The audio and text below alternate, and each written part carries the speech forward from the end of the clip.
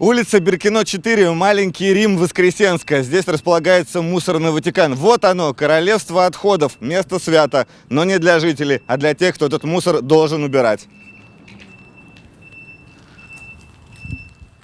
Одновременно с нами на контейнерной площадке появляется мусоровоз. Жители в шоке. Его явление они ждут давно. Чудо свершилось вместе с появлением видеокамеры. Совпадение? Последний раз я не могу вам сказать, когда последний раз мусор убирали. Ну давно. Это мусор накопленный. Ни один, ни два, ни 3 дня. Давно. Тут дети бегают, крысы, мыши, собаки. Это ужас какой-то. И что, мы вот за это платим? Мы же как-то отчисляем за вывоз мусора. По словам местных жителей, помойки стоят переполненными по 3-4 дня. На этой территории это чуть ли не единственная контейнерная площадка. Сюда несут не только из близлежащих многоэтажных домов, но и из соседних дворов и частного сектора. Эти 4 дома на Беркино в окружении подобных владений.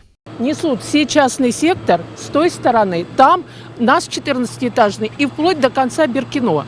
То есть, может быть, вот они приезжают. Я не знаю, вот до этого было. Одна машина, другая, но мы постоянно в мусоре. Были времена, когда дополнительные контейнерные площадки располагались на улицах Инициативная, Восточная, Песковская. Были, но прошли. Мусор преет и киснет, разлетается по дворам. Это с контейнеров, с бункеров. Весь мусор развеяло. Это мусор не одного дня. Весь мусор развеяло. Просим, уберите, пожалуйста, уберите. Как МУП управление домами говорит, это не наш мусор.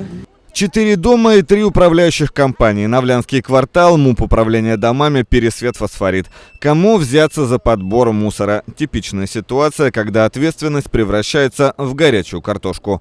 Ближайшая контейнерная площадка располагается на Фруктовой, 15. Здесь все то же самое. Завал и поднятые ветром отходы остаются на зимовку. Там, докуда хватает стихии сил их добросить. Территория загажена вокруг. Смотрите, вот сюда территория сады.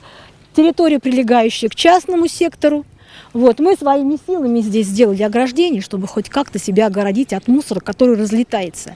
И разлетается очень-очень далеко. Он и здесь 5-этажные дома загрязняет. Подбором мусора на контейнерной площадке и вблизи нее никто не занимается, говорят жители. А ограждение здесь чисто символическое, да и сделано таким образом, что к бакам не пробраться. Местный депутат Константин Мусин успокаивает жителей. Скоро площадка обзаведется бетонным основанием и нормальным забором. Вот здесь вот просто добавится еще 3 контейнера. Вот этот большой бак, он уйдет у нас вот туда, вот в угол мы его поставим, да? В углу он будет стоять. Вот здесь будет загорожено для въезда большой машины. Вывоз мы сейчас проконтролируем, чтобы сегодня вывезли это все. А по поводу строительства данной площадки сейчас закупается материал. И я думаю, что на этой неделе они должны закончить эту площадку. Мусорный вопрос требует диалога между всеми вовлеченными участниками. Пока администрация, региональный оператор, управляющие компании и жители не сядут за стол переговоров, между ними так и будет летать грязный целлофановый пакет. Александр Иванов, Дмитрий Волнов. Новости Искра Вект.